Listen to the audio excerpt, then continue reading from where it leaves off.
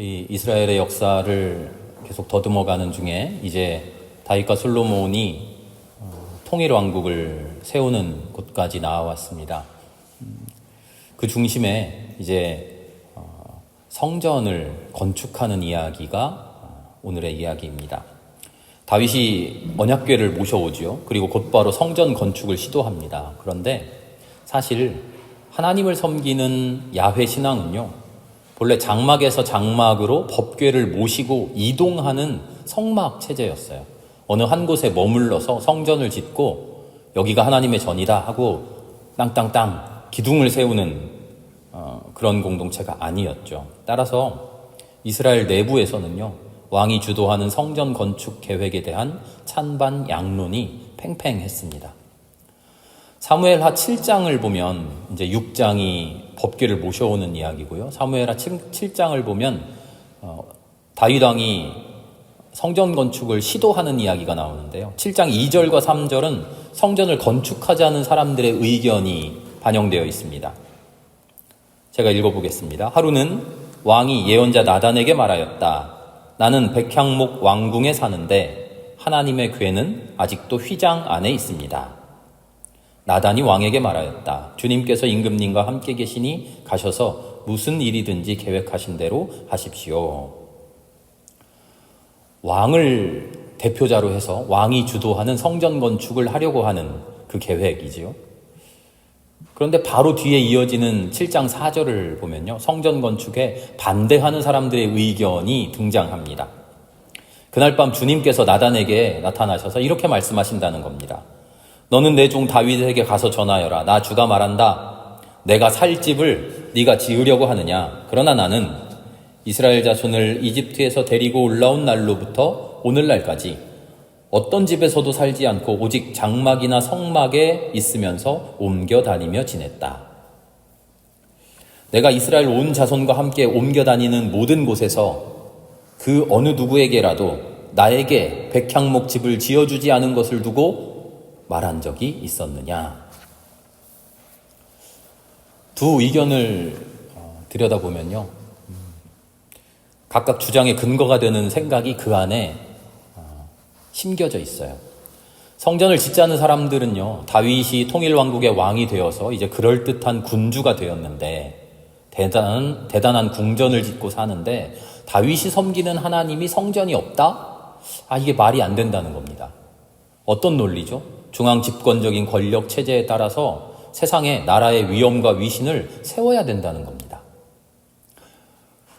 언뜻 보면 하나님을 섬기고 하나님을 존경하고 높여드리는 것 같지만 실은 왕의 위엄을 높이기 위해서 왕이 섬기는 신전을 세우겠다는 그런 논리죠. 다윗이 세상 권력자가 되고 싶어하는 그 욕망이 그 안에 그대로 드러나 있어요. 하나님을 섬기는 게 더 중요했다면 다윗은 이렇게 말해야겠죠.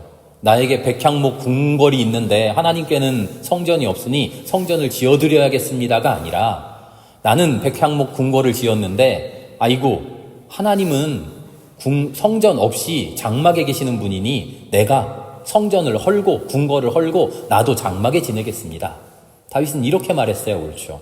그러나 다윗은 자기의 궁궐은 절대 포기하지 못합니다. 내 백향목 궁궐을 포기하지 못하니까 하나님 더 멋진 곳에 계십시오. 반대로 성전을 지어서는 안 된다는 사람들은 그 근거가 야훼 신앙입니다. 전통적인 신앙이죠.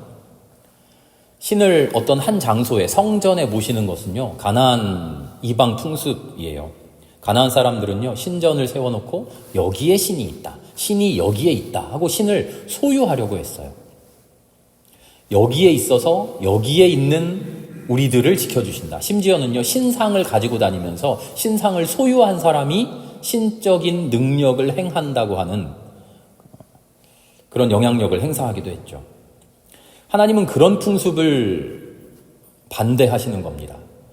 신을 누가 소유할 수 없고 신적인 능력을 독점할 수 없다는 겁니다. 하나님은 하나님이 가시고자 하는 곳으로 가고 성막을 가지고 이동하고 법궤로 이동하고 하나님이 통치하시고자 하시는 대로 가서 통치하신다는 겁니다.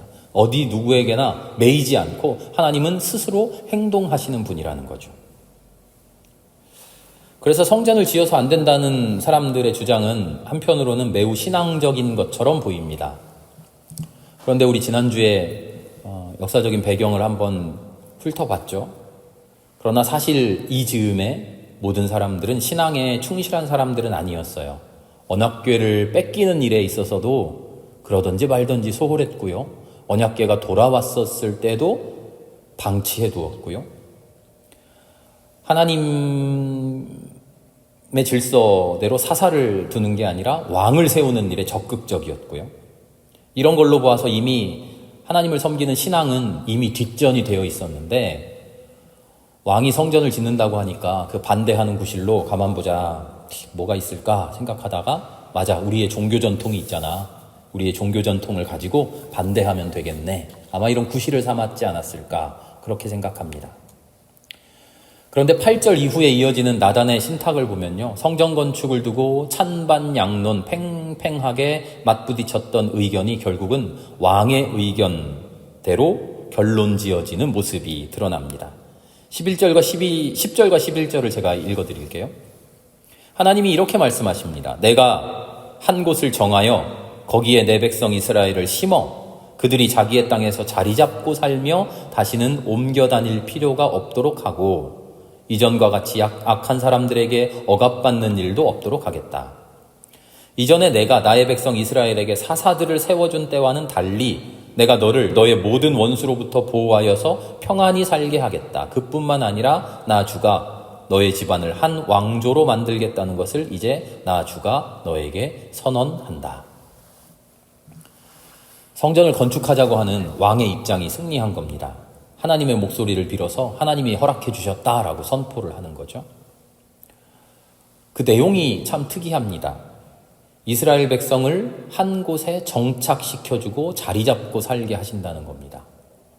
반대파들이 주장했던 우리는 머물러 사는 사람들이 아니고 이동하는 사람들이고 하나님 역시 이동합니다. 이 논리를 깨트리기 위해서 하나님이 이제 우리를 정착하게 하셨다. 우리를 정착하게 하셨으니 하나님도 정착하셔야 된다.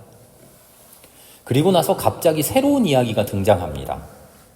그것이 바로 다윗에게 영원한 왕조를 약속해 준다는 거죠. 너의 집안을 한 왕조로 만들어 주겠다.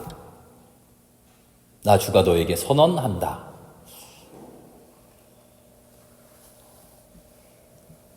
다윗은 하나님께 성전을 지어 바쳤습니다. 그리고 하나님은 그런 다윗에게 영원히 왕권을 보장해 주었습니다. 라고 하는 새로운 질서가 이제 다윗 왕조 안에 생겨나는 겁니다.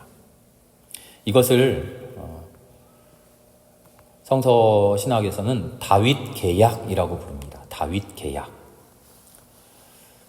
우리 출애굽기에서 나왔던 계약이 있었죠. 출애굽한 하나님께서 백성들을 출애굽하여 이끌어내시고 시내산에서 모세를 통해 하나님의 말씀을 주시면서 계약하시잖아요.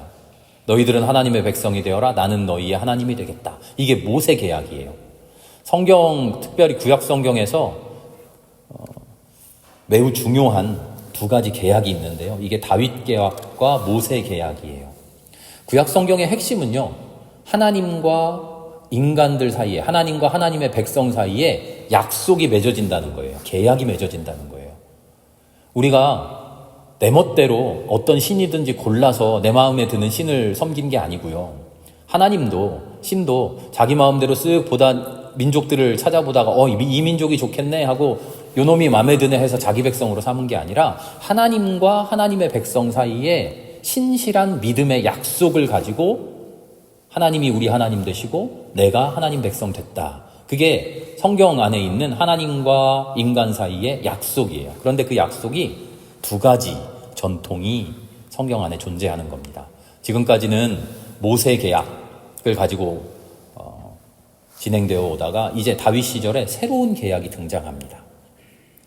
이 두 가지 계약은요, 하나님이 백성을 어떻게 구원하시는가, 하나님이 백성을 당신의 백성으로 삼아서 온전히 구원해 주십니다 라고 하는 공통된 내용을 가지고 있는데요. 사실 그 성격이 완전히 달라요. 기억을 한번 떠올려 보세요. 출애굽기에 나오는 모세 계약, 시내산에서 하나님이 백성들과 함께 하셨던 계약의 내용은 이렇습니다.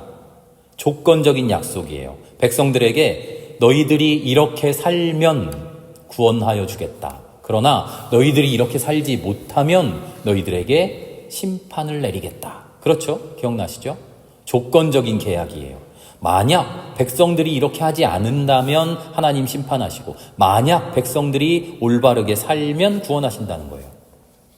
하나님이 구원하신다라고 하는 내용은 같은데요, 하나님의 그 구원, 축복은 자동적으로 주어지는 축복이 아니에요. 철저하게 하나님의 명령에 인간이 어떻게 반응하느냐, 얼마나 그 명령을 잘 준수하느냐, 인간의 삶의 모습에 달려 있어요.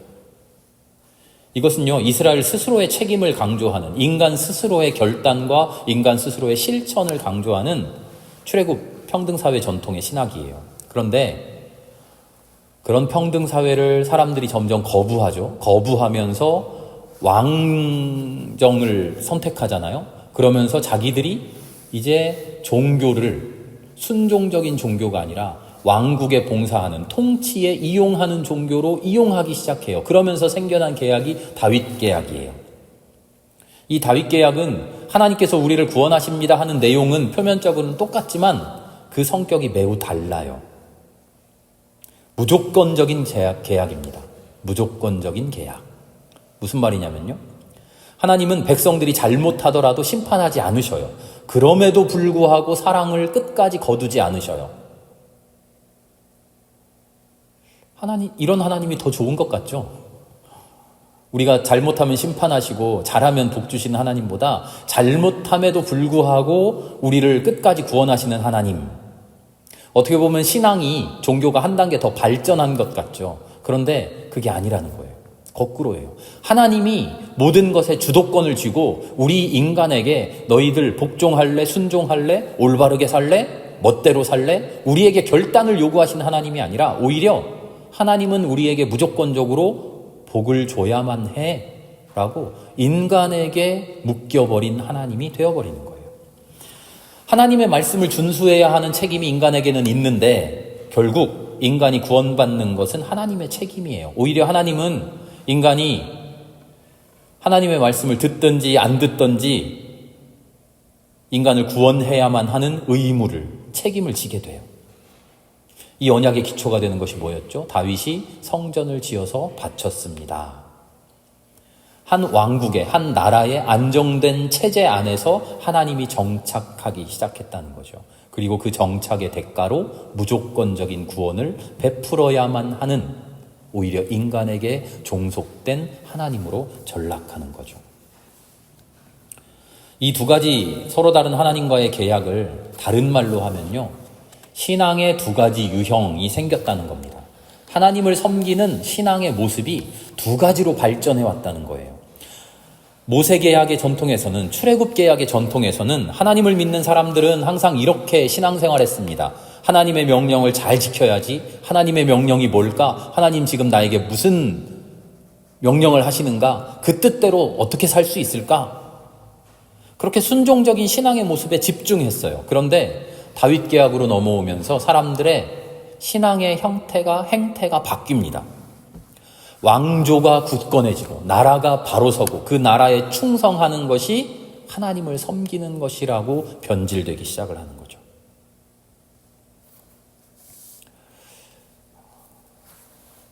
문제는 이 두 가지 신앙의 유형이 서로의 장단점이 있습니다. 장단점을 가지고서 서로를 보완하고 서로를 격려하고 서로에게 좋은 영감과 좋은 영향력을 주면 참 좋을 텐데 실제로는 그러지 못했다는 거죠.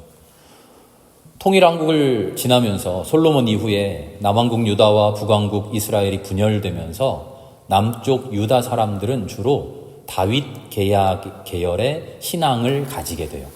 그리고 북쪽 사람들은요, 모세 계약의 전통을 그대로 유지하게 됩니다.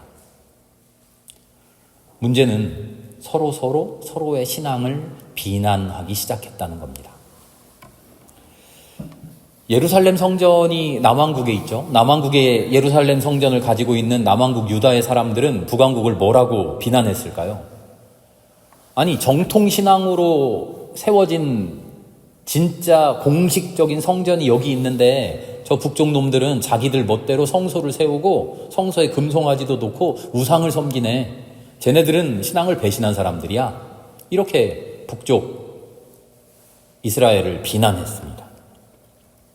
실제로 북쪽 이스라엘은요, 베델과 단이라는 두 곳에 성소를 만들고요, 금송아지를 세웠어요. 그 이야기가 열왕기상 12장에 나오는데요. 금송아지를 세웠습니다라고 말하니까 진짜로 북왕국 이스라엘이 우상을 섬겼네 이렇게 생각할 수 있겠지만 사실은 그렇지가 않아요. 그 이야기는 이렇습니다. 남북이 분열되고 난 다음에 북왕국의 지도자가 된 여로보암은 정치적인 왕이 되기는 했는데 한 가지 걱정거리가 있었어요. 나라는 정치적으로 둘로 갈라졌고 북쪽의 권력을 자기가 잡기는 했는데 종교적으로는 아직 북쪽과 남쪽이 하나예요. 그래서 북쪽에 자기가 다스리고 있는 백성들도 매년마다 남쪽 예루살렘 성전을 방문해야 돼요. 거기서 제사를 드려야 돼요. 희생제물을 드려야 되고 자기 깨끗해지는 속죄제를 드려야 돼요. 그게 신앙적인 의무였으니까요. 걱정이 생겼습니다. 혹시 이 북왕국 내 백성들이 매년마다 예루살렘 성전을 왔다 갔다 하다가 남왕국 사람들하고 내통하면 어떡하지? 그러다가 나에게 반역을 하고 나에게 반기를 들면 어떡하지? 이런 걱정을 하게 됩니다. 그래서 그 걱정을 대신해 줄 곳으로 단과 베델에 성소를 만들어요. 단은 북쪽 끝이고요, 베델은 북왕국 이스라엘의 남쪽 끝이에요. 그러니까 나라의 이쪽 끝과 저쪽 끝에 성소를 만든 거예요. 특별히 아무데나 지은 게 아니고요. 특별히 베델은 옛날부터 하나님의 법궤가 평소에 모셔져 있던 곳이었어요. 거기에 번제와 화목제를 맨날 드렸었고요. 사무엘이 이스라엘을 통치하면서 순회하던 주요한 도시였고요. 단과 베델에 성소를 만들고 금송아지를 세웁니다. 그런데 오해하지 말 것은요, 이 금송아지라는 게 금송아지를 세워놓고 금송아지를 섬겼다는 게 아니에요. 성경은 열왕기상 12장을 보면 금송아지를 만들었다 이렇게만 해석을 해놔서 우리가 오해할 수 있는데 그 옆에 좀 괄호를 쳐놓고 설명을 해줘야 될 것 같아요. 이 금송아지는요, 신상이 아니에요. 신상이 아니라 우리말로 하면 발등상이에요. 발등상, 발판이에요. 발판. 신상을 세워놓는 신상을 그냥 놓는 게 아니라 우리도 지금 강대상을 놓는데 강대상을 그냥 놓은 게 아니라 단을 세웠잖아요. 단을 세우고 그 위에 강대상을 놨어요. 이것은 물론 높은 곳에 있어서 성도들이 잘 볼 수 있기 위함도 있습니다만 그냥 땅바닥에 놓지 않고 세워놓는다는 거예요. 높이 올려놓는다는 거예요. 신의 상도 그렇습니다. 신상도 그냥 땅바닥에 놓는 게 아니라 신상을 놓는 대를 만들어 놓는 거죠. 그런데 우리 출애굽 전통에 하나님이 시내산에서 뭐라고 말씀하시나요? 10계명에 나의 하나님을 상징하는 상을 만들지 말라 그러죠. 그러니까 상을 만들면 안 돼요. 상을 만들 수 없으니까 어떻게 했냐면 상이 여기에 있다라고 상징적으로 상을 놓는 그 발판만 만든 거예요. 그 발판의 모양이 송아지 모양이었던 거고요. 북이스라엘 사람들을 남왕국 사람들이 저주하면서 비난하면서 저놈들 금송아지를 만들었어, 금송아지를 섬겨라고 비난했지만 실상은 이렇습니다. 하나님을 섬기는 성소를 남쪽에 예루살렘 성전이 있지만 그것은 남쪽 유다에 있는 성전이니까 우리 거기 가지 말고 우리나라에 성소를 2개 만들 테니 거기 가서 제사 드립시다. 그런데 하나님의 모양을 만들면 안 되니까 하나님의 여기 계십니다라고 상징적인 하나님 여기 계신다라고 하는 발판만 만들어 놓은 거죠. 그 발판의 모양이 송아지 모양입니다. 아무튼 남왕국 유다 사람들은 북왕국 사람들을 두고 가짜 성소를 만들었다, 그리고 우상을 섬겼다라고 비난했죠. 북왕국 사람들도 남왕국을 비난했죠. 무슨 소리야, 우리가 하나님을 얼마나 제대로 섬기려고 했는데 예루살렘? 너희들은 거기가 뭐 대단한 데인 줄 알아? 원래 여부스족이 자기네들 우상 섬기던 성전 있는 곳인데 그 더러운 땅에다가 그럴듯하게 지어놓고 그걸 성전이라고 말한다고? 우리는 옛날부터 내려오던 거룩한 곳에 하나님을 모셨어. 서로가 서로를 비난하는 그런 국면이 이어집니다. 자, 문제는 하나님을 모신다고 하는 성전이, 성소가 신앙의 본래 아름다움이었던 하나님의 자비, 하나님의 사랑, 하나님의 정의, 하나님의 평화가 이루어지는 공간이 아니라 서로의 성전을 비난하고 서로의 성전을 무시하고 서로의 성전을 공격하는, 오히려 상호 간의 적개감과 혐오를 드러내는 공간으로 작용하기 시작한 것입니다. 그러면서 서로를 비난하죠. 우리는 하나님을 순수하게 잘 믿고 있어. 너희들은 가짜야. 너희들은 가짜야. 너희들은 가짜야. 너희들은 가짜야. 이건 잘못되었지만, 분명히 잘못되었지만, 그럼 그 앞에 문장, 우리들은 잘 믿고 있어. 이거라도 제대로 했으면 좋았을 텐데, 너희들은 가짜야에 집중한 나머지 우리가 잘 믿어야 하는데 우리가 잘 믿는 것도 제대로 못하고 있었던 거죠. 서로에 대한 증오와 미움을 숨기고서 우리가 정통성 있다라는 것을 내세우는 도구, 방편, 수단으로 종교가, 신앙이 전락해버리기 시작합니다. 그것이 통일왕국 이후의 열왕기 시대의 실상이죠. 이런 반목과 분단은요, 나라가 망해도 사라지지 않았어요. 바벨론 포로기 시절도 물론 포로에서 돌아와서도 그렇고 신약 시대까지도 계속돼요. 유다 사람들은 이스라엘 사람들을, 북왕국 사람들을 계속 멸시해요. 예수님 이야기에 그 이야기 나오잖아요. 갈릴리에서 이제 예루살렘으로 가시는데 빠른 길로 안 가고 사람들이 어떻게 했다고요? 삥 돌아갔다고요. 왜요? 사마리아라고 하는 것을 지나가야 되는데 사마리아는 더러운 곳이니까요. 사마리아가 어디입니까? 북왕국 이스라엘의 수도였어요. 남왕국 사람들이, 유대 사람들이, 스스로 정통 유대 사람들이라고 스스로를 말하는 사람들이 북왕국은 더러운 곳, 사마리아 예전부터 하나님을 배신했던 곳, 바벨론 포로 시절에 더 더러워졌던 타락한 곳, 부정탄 곳. 오늘 읽은 예레미야 7장의 말씀을 보면 바로 그 깊은 반목과 멸시와 적개심이 고스란히 드러나 있습니다. 이런 역사적인 배경 없이 예레미야서를 읽으면요, 그냥 하나된, 공통된 이스라엘이 그저 하나님을 잘 못 믿어서 예레미야가 너희들 하나님을 잘 믿어야 됩니다. 왜 하나님을 제대로 못 믿었습니까? 이렇게 질책하는 것으로만 보일 수 있겠습니다만 사실은 이 성소를 중심으로 비난이 아니죠. 성소를 중심으로 권면하고 지금 따끔하게 경고하고 있는 예레미야의 말씀은요, 서로의 성소를 무시하며 서로의 성소를 혐오하며 서로의 신앙을 공격하고 서로의 신앙을 잘못되었다고 비난하며, 그러나 자신의 신앙은 제대로 지켜가지 못했던 그 왕국 시대에 길고 길었던 타락한 신앙을 지금 고발하고 있는 겁니다. 여기가 주님의 성전이다, 주님의 성전이다, 주님의 성전이다, 이런 말 의지하지 말아라. 또 뭐라고 합니까? 내가 미워하는 일만 스스로 하면서도 내 이름으로 불리는 이 성전으로 들어와서 우리는 안전하다, 그러지 말아라.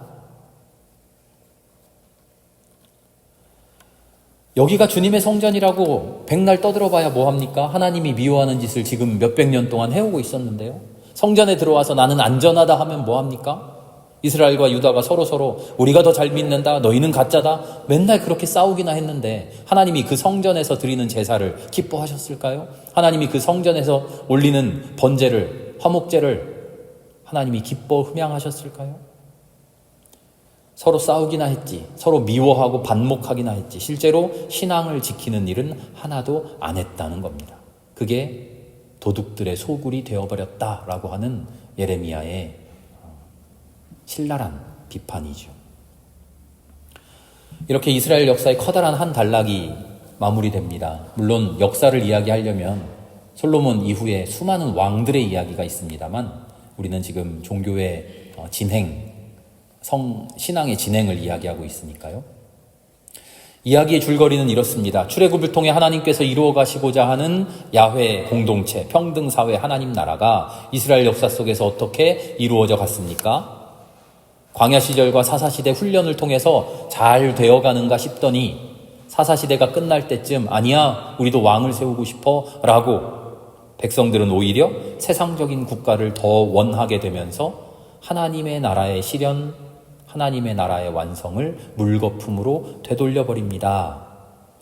그러면서 하나님을 믿는 신앙마저도 서로가 서로를 품어내는 평등사회는커녕 서로가 하나 되었던 한 민족이 서로를 미워하며 서로를 적대하며 서로에 대한 적개심을 드러내는 그런 공간으로 전락하게 되었습니다. 이게 하나님 나라 이야기의 일막입니다. 그럼 그대로 하나님의 목적이 좌절되고 끝났을까요? 하나님의 나라, 평등사회, 아름다운 세상 만들고 싶어 했던 하나님의 계획이 끝났습니까? 아니죠. 일막이 끝났어요. 이제 새로운 훈련이, 엄청난 훈련이 다시 시작됩니다. 사실은 이미 시작되고 있었어요. 그게 바로 예언자의 전통입니다. 우리는 지금 역사의 진행만 이야기했는데요. 이제 다음 주부터 예언자 이야기를 할 겁니다. 역사적인 이야기, 정치적인 이야기는 이렇게 흘러갔지만 신앙은 사실 정치적인 것이 전부가 아니잖아요. 하나님의 말씀, 하나님의 생각, 하나님의 의도, 하나님의 계획, 그것이 실제 정치의 현장에서 잘못되어 가고 있을 때 하나님이 가만두지 않으셨어요. 하나님은 계속 교육하시고 계속 되돌리려고 노력하고 계셨어요. 그게 바로 예언자들의 활동을 통해서 이어집니다. 이제 다음 시간부터 예언자들에 대한 이야기를 또 해나가도록 하겠습니다. 함께 기도하겠습니다.